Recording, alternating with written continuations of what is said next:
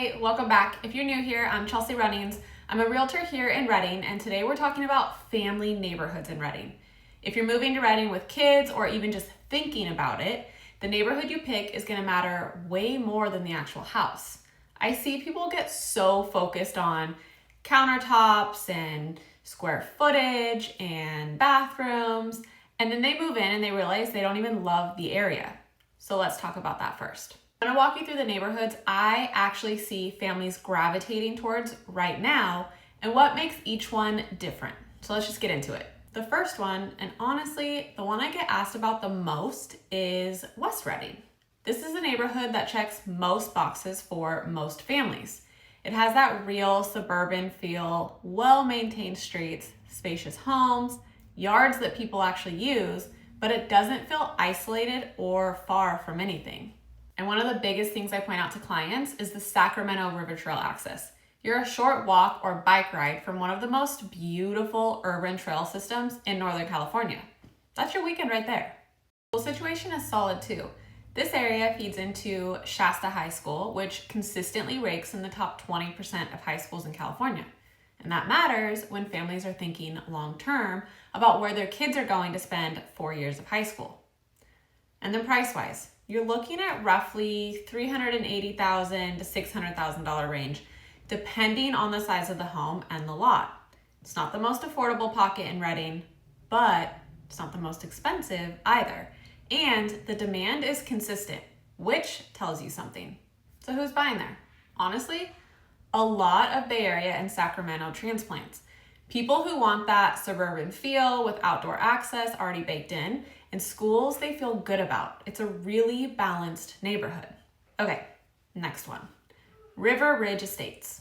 I think of this as the neighborhood families graduate into. Like, you buy in West Redding first, the kids get a little older, the income goes up a little, and River Ridge is where you go to next.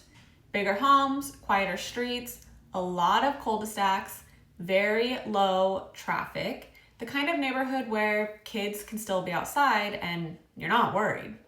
And the properties are really well kept. It's one of those areas where it's obvious that everyone who lives there takes pride in it. And the schools that serve this neighborhood are also genuinely among the best in Redding. You're gonna be near shopping and services too, which sounds basic, but when you're running kids to practice and trying to grab dinner on the way home, it matters. Price range here is more like $500,000 to $700,000 and up for the larger homes. So it's a step up from West Redding. But when you compare it to what you'd buy the equivalent home in the Bay Area or even parts of Sacramento, it's a completely different conversation.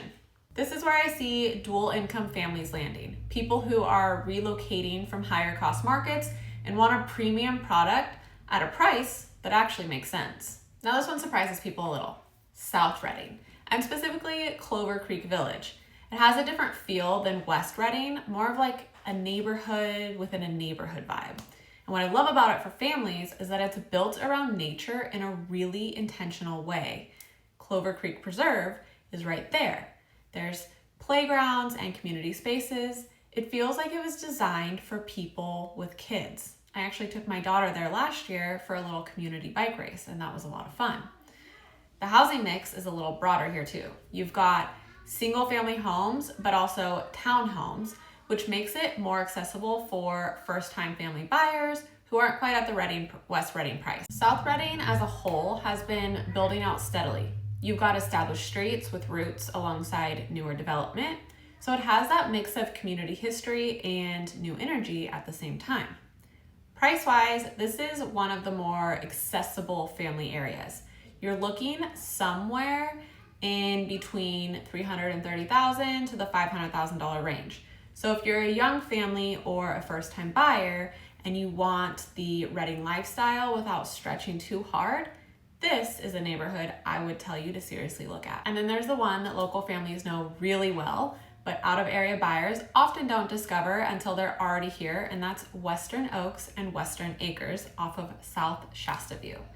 This one is genuinely beautiful. Wide streets lined with redwoods and oak trees, large custom homes on generous lots. And when I say custom, I mean architectural styles that you don't expect in a city this size. Tudors, neoclassical, Southern colonial. These are homes people designed and built to stay in. There's a park nearby, easy access to both I-5 and Highway 44, and the turnover rate is low. People move in and they don't leave. And that tells you everything about how residents feel about living there. The price range here runs from about $500,000 up to $800,000 and beyond for the larger custom homes. So it demands a premium, but if you're coming from a market where this kind of home would be $1.5 to $3 million, it still feels like a different planet. This is where I see families who want character, not just square footage, but actual architectural character, a special yard, a real community. Move up buyers, people relocating from coastal California who want something that feels like a real established home. And one more thing I want to address before I wrap this up, because it's the first thing families always ask me, it's about safety. Redding has real differences, neighborhood to neighborhood, like any city. The areas that consistently come up as the safest are Gold Hill, Quartz Hill, Sunset, Centerville, and Goodwater. Worth knowing as you're narrowing things down. It's always a good idea to look at the local crime maps when looking at specific neighborhoods. So to recap, if you're looking for family neighborhoods in Redding right now, the ones I would put on your radar are West Redding, River Ridge Estates, South Redding and Clover Creek Village, and Western Oaks. Each one is a little different, each one has its own personality, and the right fit really depends on what matters most to your family. Is it the school district, outdoor access, price point, lot size, a specific kind of community feel? Those answers are going to point you somewhere specific, and that's honestly what I love about this market. There are real options at multiple price points for each family and each lifestyle. If you're in the middle of figuring this out and you want to just talk it through with someone who actually knows this area, reach out.